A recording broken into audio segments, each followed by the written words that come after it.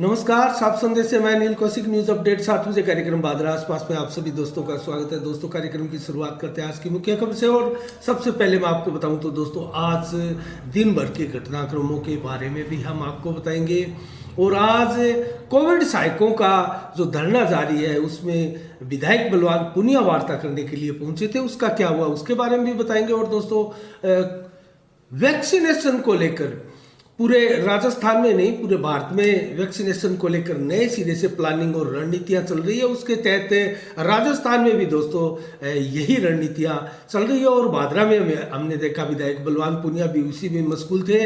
और राजस्थान में व्यापक स्तर पर अब वैक्सीनेशन अभियान चलाया जा रहा है, जिसको लेकर बैठकें की जा रही है, उसके बारे में भी बताएंगे। और दोस्तों, हम आपको आज मंडी के भाव, मौसम का मिजाज भी बताएंगे।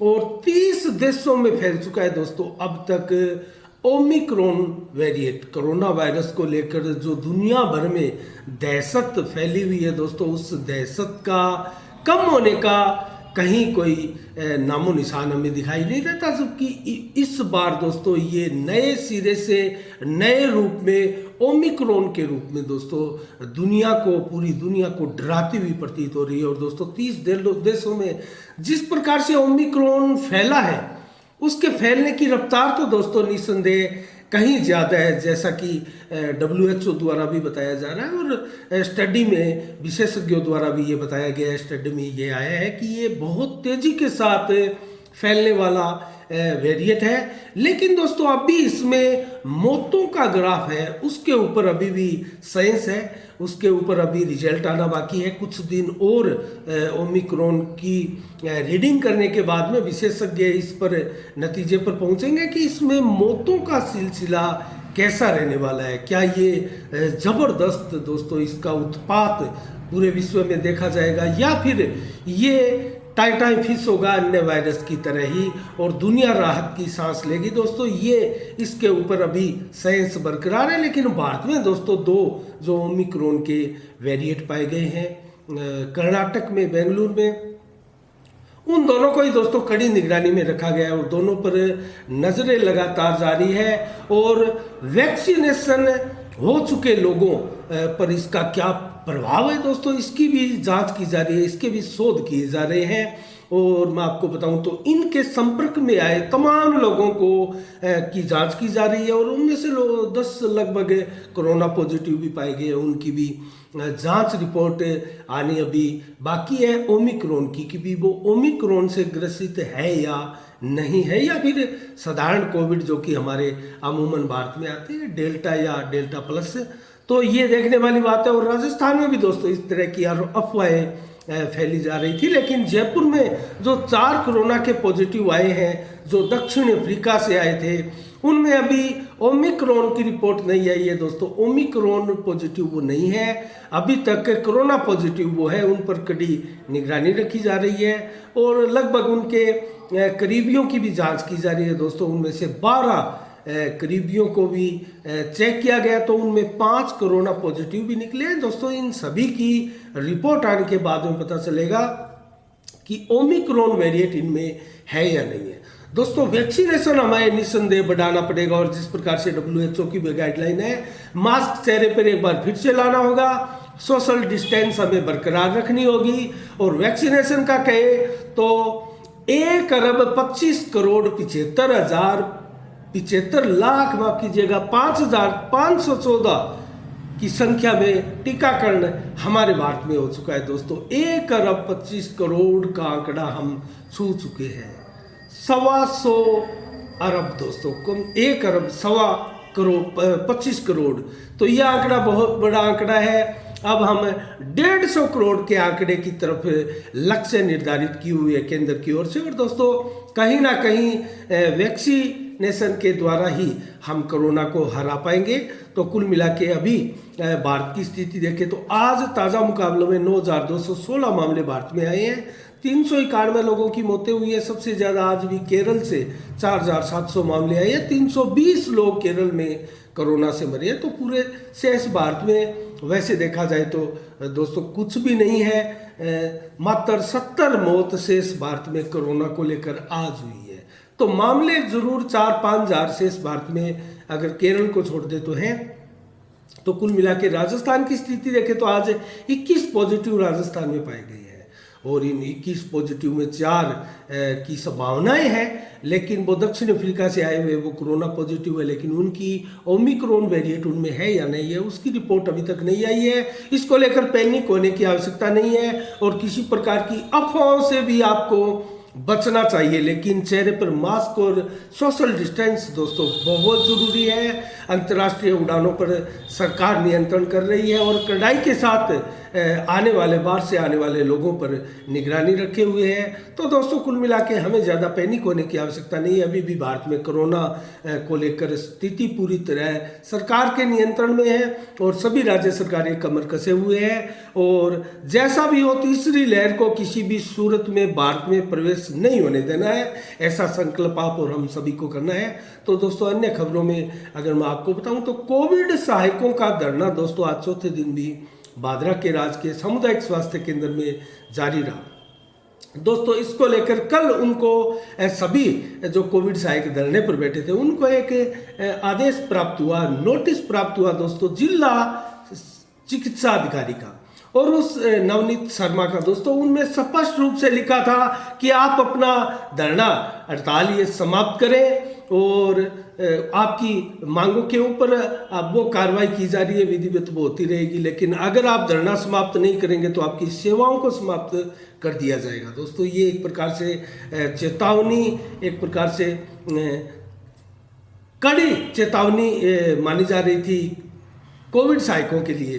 तो दोस्तों इसको लेकर सभी कोविड सहायक जो है आज धरने पर बैठे, उनकी उपस्थिति बढ़ी और आक्रोशित भी हो गए थे और दोस्तों निरंतर अपना धरना जारी रखने की उन्होंने मांग की और आज जुलूस प्रदर्शन के रूप में उपखंड कार्यालय पहुंचे, वहाँ ज्ञापन दिया गया उपखंड महोदया को और उसके बाद में जो नोटिस की प्रति थी, जो आदेश की प्रति थी जिला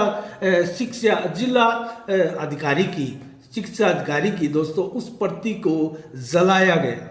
उसके बाद में प्रदर्शन करते हुए वापस धरना स्थल पर आए सभी कोविड सहायक, लेकिन उसके बाद में दोस्तों विधायक बलवान पूनिया, भादरा के क्षेत्रीय विधायक बलवान पूनिया वहाँ धरने पर पहुँचे और उनसे बात की सभी कोविड सहायकों से और उनको आश्वासन दिया कि आपका जो तनख्वाह, आपकी सैलरी, जो वेतन रोका हुआ है उसको 3 महीने का संभवतः वेतन है, वो ऐसी बातें उनकी हुई थी। हमने अलग से वीडियो भी बनाया दोस्तों, ज़रूर आप देखिएगा। विधायक से बलवान पूनिया जी से हमने सवाल भी किए थे और कुल मिला के उन सवालों के क्या जवाब दिए और क्या निचोड़ रहा, क्या कुल मिला के इस वार्ता का परिणाम रहा, आप उसमें ज़रूर देखिएगा। लेकिन बलवान पूनिया ने दोस्तों आश्वासन दिया था आज कि आपकी मांग को हम पूरा करवाएंगे, आपका वेतन हम शीघ्र दिलवाएंगे और आप जो धरना है उसको आप समाप्त करें। और जिस प्रकार से कोविड की स्थिति देश में है, राजस्थान में कोविड को लेकर इमरजेंसी मीटिंगें चल रही है और बड़े स्तर पर वैक्सीनेशन को लेकर एक अभियान भी जल्दी चलाया जाएगा, उसको लेकर आप उसमें सहयोग करें। तो बलवान पूनिया ने ये आग्रह किया सभी कोविड सहायकों पर और कोविड सहायकों ने भी आश्वासन दिया कि हम अब जल्दी विचार करते हैं आपके आश्वासन पर।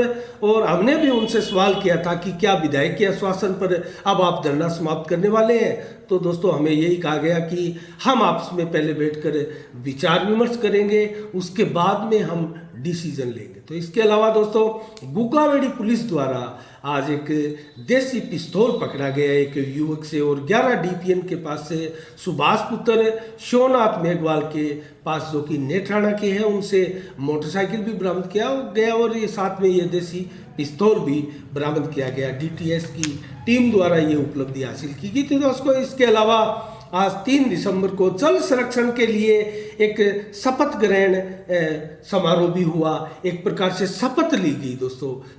मैं कहूँ तो जल संरक्षण को लेकर, जल को बचाने के लेकर, और इसके साथ ही जल को बचाने का एक पोस्टर का विमोचन भी किया गया नेहरू युवा केंद्र हनुमानगढ़ के द्वारा दोस्तों, जो ब्लॉक भादरा के केंद्र सरकार के द्वारा चलाए जा रहे इस अभियान के अंतर्गत दोस्तों स्थानीय लमोरिया उच्च माध्यमिक स्कूल में जल शक्ति अभियान जो कि केंद्र सरकार द्वारा चलाया जा रहा है दोस्तों, उस अभियान के तहत एक कार्यक्रम रखा गया, एक संगोष्ठी रखी गई और उसमें अनेक वक्ताओं ने प्रकाश भी डाला जल के महत्व पर और जल बचाने को लेकर। दोस्तों मनीष कुमार जो राष्ट्रीय युवा स्वयंसेवक है, उन्होंने विस्तार से जल को बचाने के लिए दोस्तों फोकस किया, प्रकाश डाला।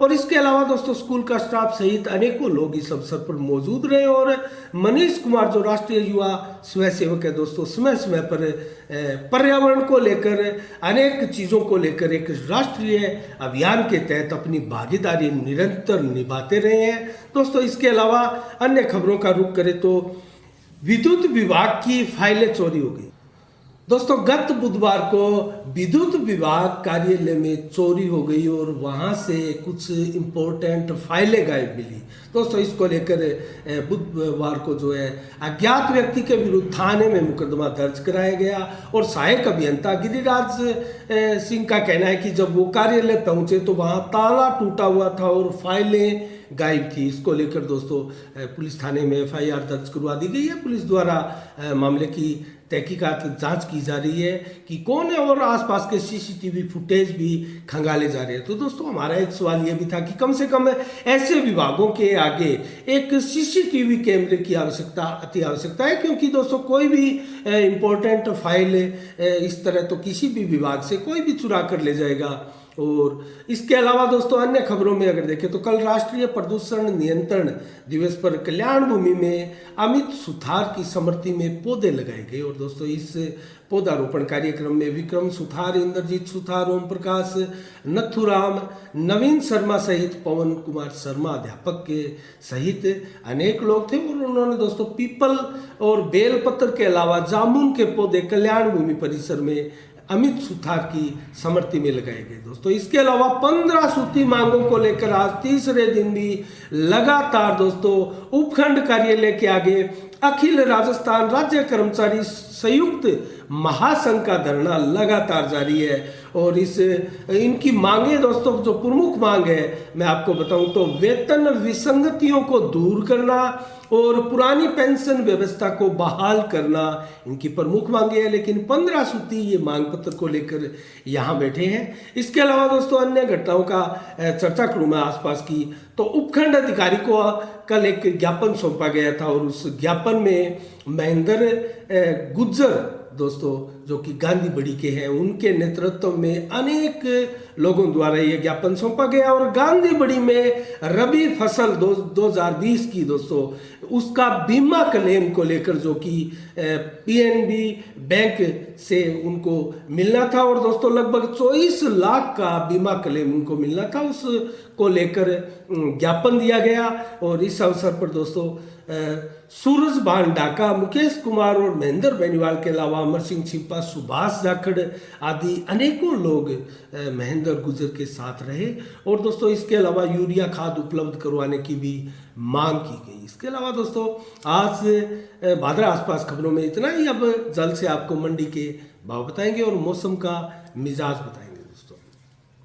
शुरुआत करते हैं नोहर मंडी से दोस्तों। नोहर में नरमा 7800 रुपये, कपास 6900 रुपये, सरसों 7100 रुपये और ग्वार के भाव 5487 रुपये प्रति कुंटल और चना के भाव 4660 रुपये, जबकि मूंग के भाव 6270, अरंड के भाव 6332, बाजरा के भाव 1753, तारामीरा के भाव 6349 और मूंगफली के भाव 5815 रुपये प्रति कुंटल की बोली लगी है। और गंगानगर में कपास 6900 रुपये, नरमा 8273, सरसों 7579, गंवार 5691 रुपये प्रति कुंटल के हिसाब से बोली लगी है। और आदमपुर मंडी में नरमा दोस्तों 8150, सरसों 7445, गंवार 5570, जबकि खल 3225 रुपये प्रति कुंटल रही। और सरसा मंडी में नरमा दोस्तों 8336 रुपये प्रति कुंटल और ग्वार की बोली लगी 5350 रुपये प्रति कुंटल।